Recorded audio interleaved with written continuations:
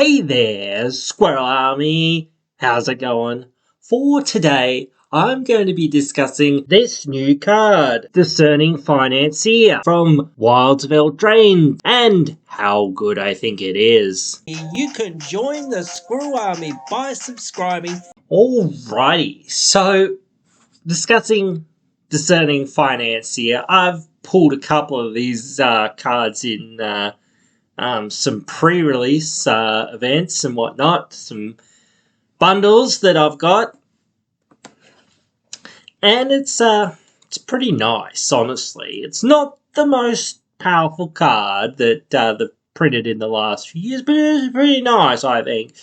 At the beginning of your upkeep, if an opponent has more lands than you create a treasure.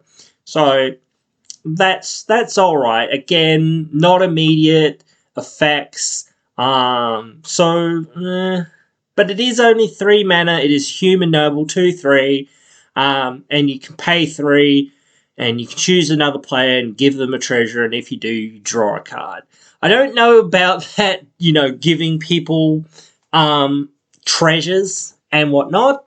Maybe, like if you're in a group hug deck or you're trying to be political on a turn or something, or if you've just got so many treasures, or if you've got some stacks so that they don't do anything really, or whatever, that sort of thing, then maybe there are circumstances that obviously you can give those treasures away.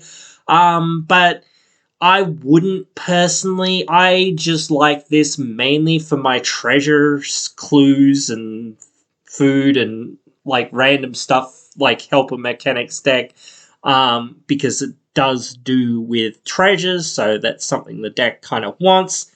And yeah, it's not as broken as some of the other cards, but that's okay. That's kind of what I want sometimes.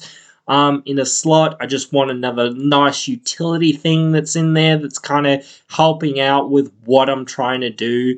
I was thinking about putting it in a couple of my Selesnya decks, but I was like, well, they don't really need the help. They, already are in green, so the ramp's pretty decent. And again, you're saying turn 4 or whatever, bare minimum, most of the time, I would say, to get this out and start getting treasures off of it.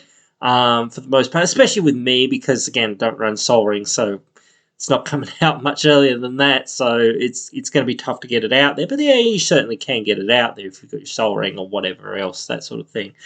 Turn 1 or whatnot, that sort of thing. But still, it's a human, so both of those decks are sort of revolving heavily around humans.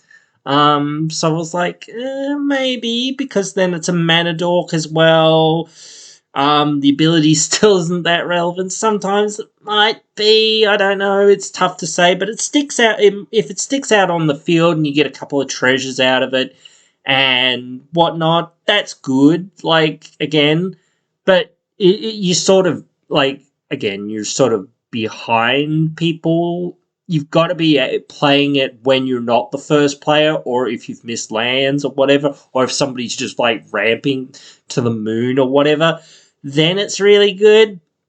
As I said, I don't really play a lot of land-based ramp anymore, just because I find that I don't like touring, and I don't like shuffling my deck, even though it gets rid of lands in my deck. It's just like, I don't want to do it. It's just a bit annoying for me. It just takes too much time a lot of the time for me to like shuffle the deck and, put it back, or even just find the card sometimes, because it's always seemingly the last card that I'm going to look at, no matter what. I've got to go through all 90 whatever other cards before I find the one card that I was actually looking for to 2 to 4, which is always the way. But it's just one of those things. But anyway, it's just one of those things. I don't know. It's tough because, again, you could say, it has some utility, but I don't know. It's tough to say because, again, those decks are pretty decent off for that strategy. But again, other people might see that differently and just be like, well, it's good enough, I'll toss it in, whatever. Like it's a human, it works with the human strategy, and it gives me some kind of bonus. So that would be enough, like it doesn't really need to win me the game. Of course, it doesn't need to win me the game, but I'm just saying I'm unsure. I might still debate it and think about it for a little bit in those decks for me personally. But other people, I'm certainly sure that if you think that this card is good enough for your deck, then yeah, it certainly is. It's only a uncommon, so not going to be that hard. I don't think it's going to be worth that much to have to pick this guy up. But yeah, it's certainly a fairly strong uncommon. Not the most powerful, because again, if you had something Smothering Tide levels, of course this would be a $40-something card as well. So, but still, it still has a lot of utility. And in the one deck that I'm certain I'm putting it in, I'm certainly putting it in, as I sort of said. But I'm still thinking, I'm still trying to work out whether I'm putting it in the other decks, whether those decks actually need it, and what I would replace. Because again, it is kind of tough when you're starting to go, well, I'm going to cut one of my other mana dorks or whatever that are in this deck for this. Like, it's not early enough. But then again, like the commander for both of those decks is like pretty cheap, and the rest of the deck is kind of there to be supporting that strategy. So it's not horrible, but I'm still thinking about it. But you guys can let me know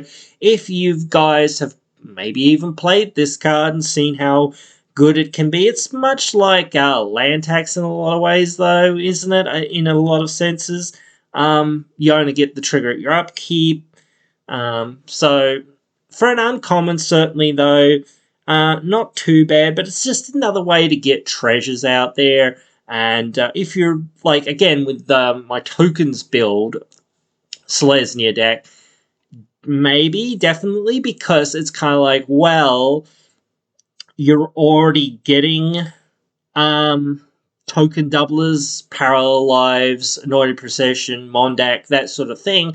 So just doubling your treasures when you do get them off of it, that seems pretty good. Plus, it can trigger the commander to make a token when it comes in, even if you don't have those doublers, or even if you do, it's like really good. But like if you don't, you get that one token maybe at your upkeep. But even then, if you don't, you can still use it for something, like as a blocker, or maybe a mana dork, or maybe something to, synergize with the rest of the deck. So again, maybe. I'm still debating, as I sort of said. But anyway, guys, that is pretty much it for this one. As I sort of said, you guys can always let me know what you guys think. Write your thoughts down there in the comments below. And hope you will join me again in the next one.